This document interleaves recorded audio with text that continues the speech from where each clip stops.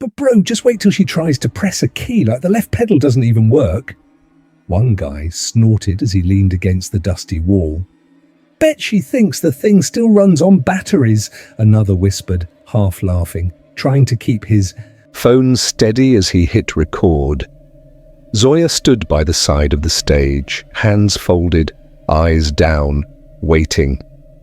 The whispers were louder than they thought. She heard every word. Why is she even here? She's not even part of the school. I heard she just cleans for one of the teachers. No, she just tags along with her cousin. You know, the one in drama club. Oh. Then who invited? Her. Silence, because the answer was no one. Zoya had been helping set up chairs that morning when the school's talent show coordinator mistook her for a student and asked if she was performing. She didn't answer, just smiled and looked away. But when someone jokingly said maybe she wants to try the piano, the boys latched on to the idea like a game. And now here she was. The school auditorium was buzzing, teachers scattered, parents chatting, students giggling. The host's voice rang out. Next, we have Zoya. She'll be playing the piano for us. Scattered claps. Someone faked a cheer. One of the boys backstage mouthed, "Good luck, Beethoven," and winked. Zoya walked to the center. The piano stood crookedly on 3 legs. One key was missing, another stuck if you pressed it too hard. The bench creaked loudly as she sat.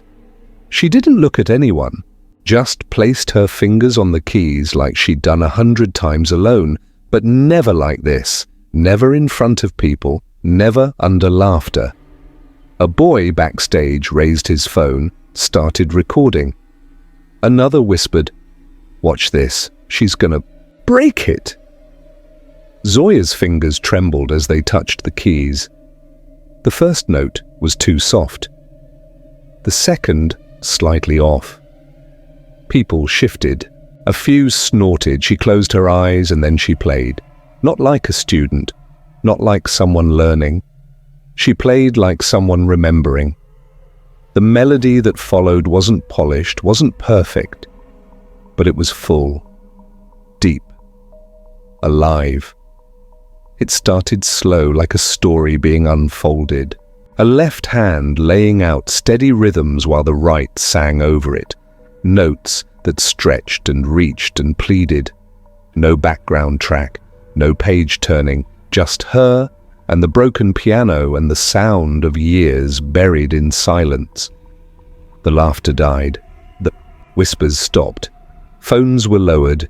People leaned forward, frowning, not in confusion, but something closer to disbelief.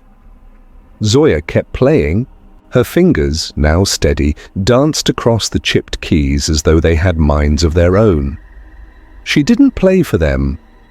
She played for her mother, who had drawn piano keys on cardboard when there was no money for real ones. She played for her father, who worked night shifts just to rent a broken keyboard for her for 1 month before his heart gave out. She played for the empty rooms that had always been her only audience, and suddenly the cracks in the piano didn't matter. The stuck pedal didn't matter. The laughter behind her faded to nothing. Only the music remained. One of the boys leaned forward and muttered, "What the hell?" Another lowered his phone and slowly stopped recording. The teacher nearest the front, Ms. Samira, actually wiped a tear from her eye. The entire auditorium was silent except for the broken, beautiful notes floating through the air like smoke. 3 minutes passed, then 4. Zoya's final note was soft, so soft it felt like it might vanish before it fully arrived. She lifted her hands. The silence that followed felt heavier than the music. Someone dropped a pen. It echoed. Zoya stood up, gently pushed the bench back, and walked off stage. Still no one clapped, not because they didn't want to, but because they didn't know how to come back from what they'd just felt. Backstage, the same boy who had recorded her stared at his phone. "I thought it'd be funny," he mumbled. "But I don't even know what that was." Someone else whispered, "Was that real?" Zoya didn't look at them, didn't wait for approval. She just walked to the door with her head down, but just before she left the hall, a girl in a blue scarf caught up to her and placed a hand on her arm. "Hey," she said. "That song, what was it?" Zoya looked up. Her eyes weren't proud, they weren't shy either, just tired and full. "I made it up," she said simply. "You made it up?" Zoya nodded. "You never learned somewhere? A class?" "No," the girl blinked. That wasn't normal, that wasn't just a song." Zoya didn't answer. She didn't need to. Later that night, Zoya sat cross-legged in her room, fingers resting on a piece of cardboard, painted black and white keys drawn years ago, still slightly smudged at the edges. She hadn't touched it in so long. But tonight, she did. Not to practice, not to perform, but to feel close to the thing that never laughed at her, that never judged her, that had stayed quietly waiting, even when the world forgot her. She tapped the keys softly. No sound, just memory. Her eyes closed, and inside a tune began again. "Wait! What just happened?" the same boy whispered, his voice shaky. "That wasn't a joke." Zoya's fingers froze above the keys.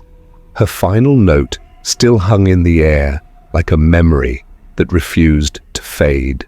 The old broken piano gave a soft creak as her hand slowly lowered. For a second, nobody moved. Not the boys who laughed at her. Not the girl who had been recording it, waiting for a funny video to post. Not even the teacher in the far back, who had entered the room late, holding a paper cup of chai that was now trembling in her hands. The silence was so complete, it almost made a sound of its own. And then someone whispered, just loud enough for others to hear, "Play it again." Zoya didn't lift her head. Her heart was thudding inside her chest. She didn't want to look at anyone. She had closed her eyes while playing, pretending she was alone again, pretending she was back home in the corner of her room where the world didn't watch or judge. Now she could feel their eyes. All of them. A girl walked forward slowly. She looked about 16. Same age as Zoya, maybe.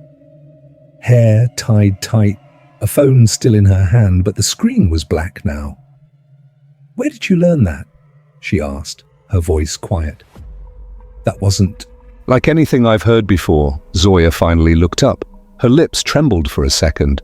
Then she gave the smallest smile. "I didn't," she said. Flashback. Cardboard. That's how it started. A piece of cardboard with black and white strips painted on it. Her mother had drawn the keys with a sketch marker, carefully measuring the lines with a ruler. Each black key was a slightly different shape, uneven but drawn with love. The board lay on their floor between a small, cracked cupboard and a mattress that sagged from the middle. Zoya sat cross-legged in front of it every day after school. "Just press like this," her mother would say, tapping the cardboard. "Imagine the sound in your head. Close your eyes and listen." "But there's no sound," Zoya had complained once. Her mother touched her forehead gently. "Then make it in here." They had no piano, no keyboard, no money. But Zoya had a mother who had once been a music teacher before she had to give it up, before she had to clean homes and iron clothes to feed her daughter. When Zoya turned 10, her father, quiet, rough-handed, always tired, came home with something wrapped in a thin bedsheet. "What is it?" Zoya asked, eyes wide. "It's not new," he said quickly. "It doesn't even work properly, but maybe it's enough for now." He pulled the sheet away, a keyboard, old, yellowed, 3 keys missing, 1 speaker didn't work, no brand, no guarantee. Zoya screamed in joy and hugged him so tightly that he laughed out loud, a rare sound in their small home. He worked night shifts at a factory to pay its rent for just 1 month. That's all they could afford. But he told Zoya, "Play it so well in these 30 days that it never leaves your memory." She did, day and night, early mornings, late nights. She'd memorize scales, mimic songs she heard from neighbors' radios, invent melodies she couldn't explain. The keyboard was taken back on the 31st day. Zoya cried quietly. Her father didn't say anything. He just placed his hand on her head and said, "Now the real playing begins." 2 weeks later, he died on duty. Heart failure. Zoya didn't touch the cardboard keyboard again. She didn't speak much either, but she remembered everything. Back to the present. "She's crying," someone whispered. Zoya wasn't crying, not fully. But her eyes were glossy, and her fingers still rested on the keys as if afraid to let go. The room began to shift now, like people suddenly realized how still they had been. Shoes moved, phones were lowered. Someone cleared their throat. The girl in front of Zoya sat down on the edge of the piano bench. "Your name's Zoya, right?" Zoya nodded. "You didn't take any classes?" Zoya shook her head. A pause. Then the girl looked at the piano. "This thing was falling apart," she murmured. We didn't know." Another voice cut through the crowd. "That wasn't beginner stuff. That was real." Everyone turned. It was the teacher who had entered late, a woman in her mid-40s, sharp features, but kind eyes. She walked forward, still holding her cup. She looked at Zoya, then at the keys. "What you played," she said slowly, "wasn't just good. It was lived." Zoya didn't understand what that meant, but she nodded shyly. The teacher put her cup down and asked gently, "Do you know who I am?" Zoya shook her head. "I'm Miss Sayer," she said. "I run the music academy 3 blocks from here." Zoya looked surprised. Her heart suddenly felt tight in her chest. "I'd like you to come by," Miss Sayer continued. "Tomorrow, if you're free. I can't afford." "I didn't ask for payment." Zoya looked at her. Really looked. And for the first time in many months, she felt something rise inside her.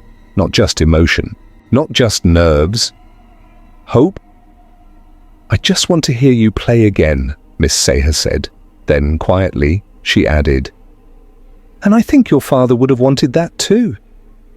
Later, that evening, Zoya sat alone in her small room, the cardboard keyboard still rolled up under her bed.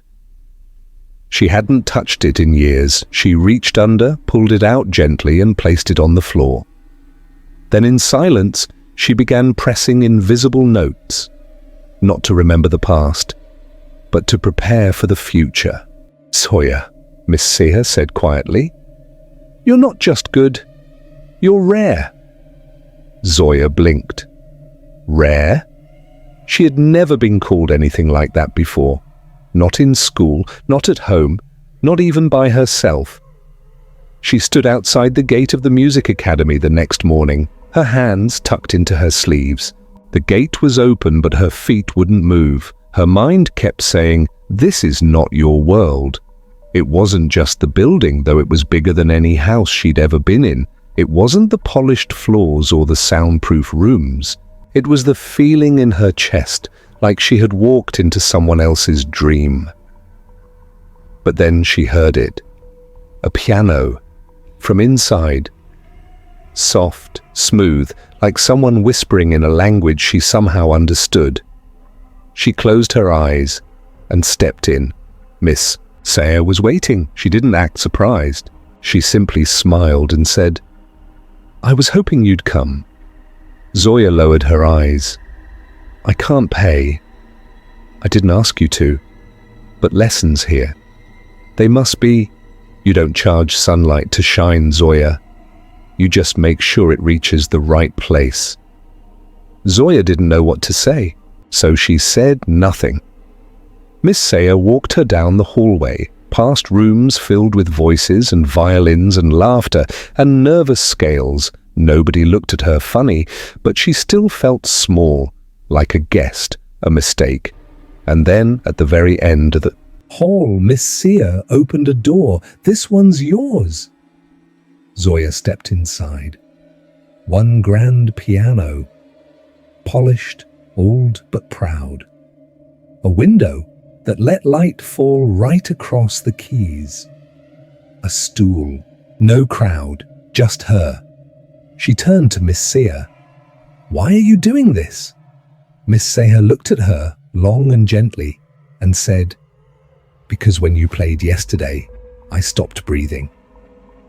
The days that followed moved fast. Zoya started coming every morning, quietly. She didn't talk to many people, she kept her head down, she never asked questions, but when she played, everything changed. Word spread, first in whispers, then in full voices. She's the one from the show, right? Yeah, the broken piano girl. Didn't she make up her own music? Miss Sayer gave her a room. Some students stared, some avoided her, but others began to listen. One afternoon, a boy named Haider knocked on her door. He peeked in and said, "Sorry, do you know how to do this part?" He held up a sheet of music. Zoya looked, nodded. She played it once, then explained in simple words. No fancy terms. Haider stared. That made more sense than anything I've been told all year. He grinned. Thanks. More students came after that, not a lot, just a few. One girl asked how Zoya knew when to pause between notes. Another wanted help with a piece she was performing for a grade. Zoya never said no, she never showed off. She just played, explained, listened. One evening, Miss Seher brought her a key. "This is for your room," she said. Zoya stared at it. "I don't need..." "It's yours." Zoya took it with trembling fingers. Her own key. To her own space. She turned it over in her hand, not saying anything, but inside something soft and warm broke open. That night, she stayed back late. The academy was almost empty. The sun had slipped away. The walls were quiet. She sat at the piano, played. But this time, it didn't come from memory. It came from something deeper. Her eyes closed. Her hands moved. She played what her heart had never said out loud. She played her father's voice, tired, but always kind. She played her mother's hands, rough with work, gentle with love.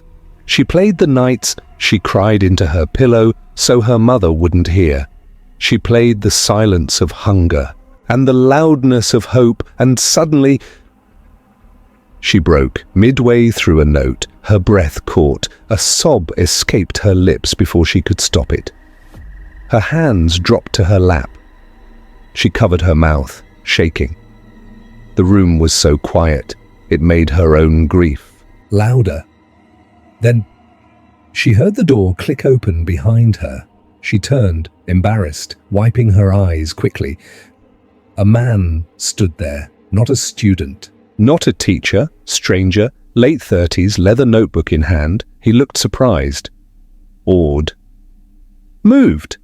"Sorry," he said, stepping back. "I didn't mean to interrupt." Zoya stood up. Miss Seher appeared behind him and smiled gently. "Zoya," she said, "this is Mr. Kasim. He's a journalist. Was writing an article about the academy. I asked him to listen just for a minute." Zoya looked down. Mr. Kasim stepped forward slowly. "What I just heard," he said, "wasn't practice.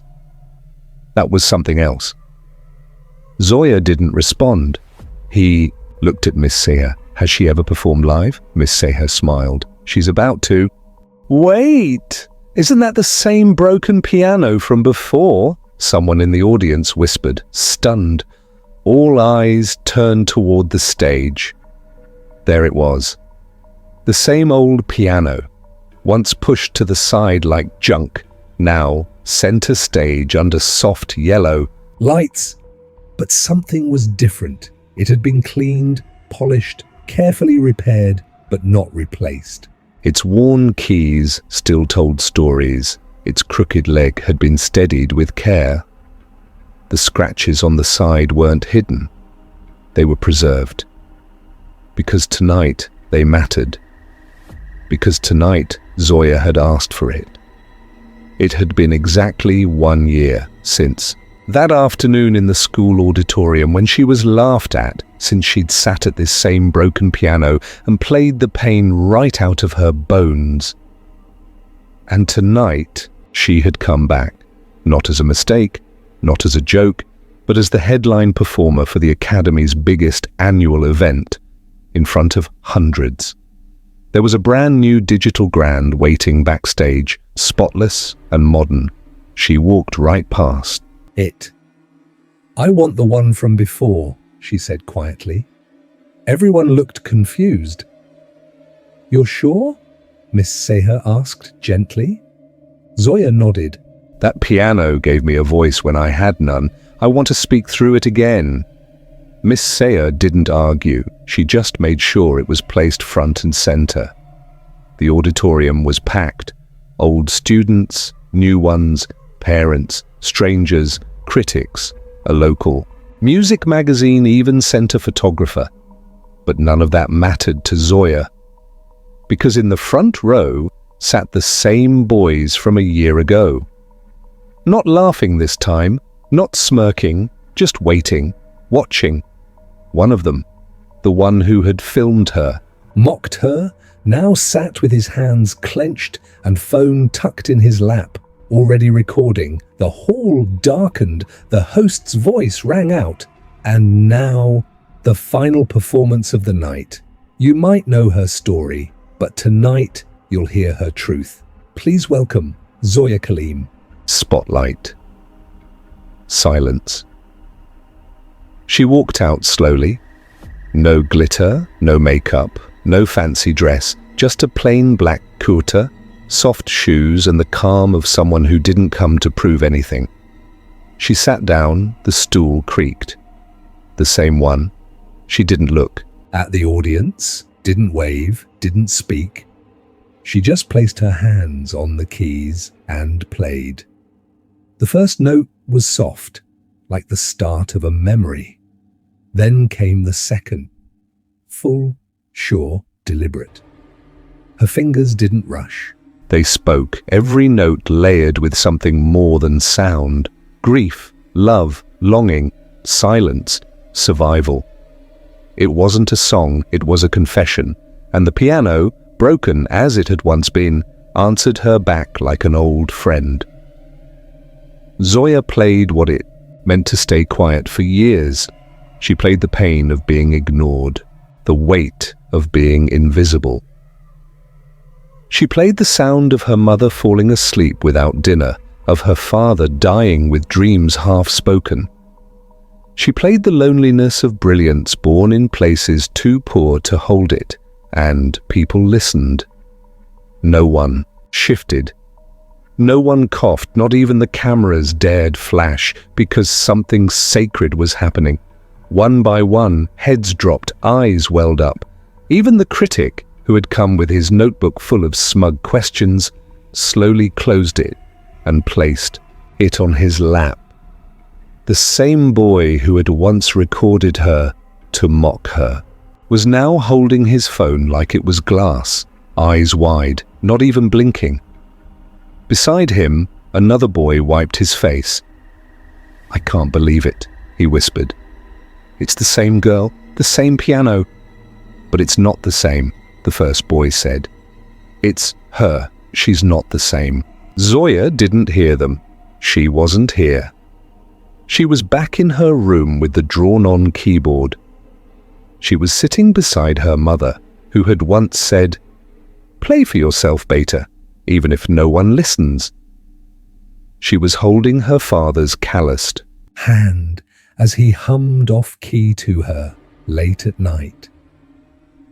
Her tears reached the keys, but she didn't stop. She played through them, let them fall like they belonged there. And then She slowed. The final notes came gently, like a prayer whispered after the lights are turned off. And then silence. She didn't look up, just placed her hands in her lap, bowed her head. The room stayed frozen for 3 whole seconds. Then thunder, clapping, that didn't stop. People on their feet, crying, cheering, shouting her name. Miss Saya stood at the edge of the stage, eyes wet, both hands over her heart. Even the stage hand clapped from the shadows, the same man who had once asked, "Are you sure she's allowed to play?" Zoya stood up, didn't bow, didn't smile wide, just turned to the audience and said softly into the mic, "This one's for my father," and walked off stage. She didn't stop to take pictures, didn't pose, didn't wait for praise. She walked quietly to the side door where Miss Saya waited. They didn't speak, just stood there for a while. Then Zoya whispered, "I think he would have heard me tonight." Miss Saya nodded. He did, outside the auditorium. The boys who had once joked about her stood in silence. One of them finally said, "I've never felt like that," from music. Another one added, "I don't even think she saw us. She didn't care who was here. She didn't need us to see her." The first said, "She saw herself." That night, Zoya went home. No party, no celebration, just peace. She opened the old notebook her father had given her once, when she said she had melodies in her head. She wrote one word at the top, voice, and beneath it, she drew the outline of a broken piano. Then, finally, she slept.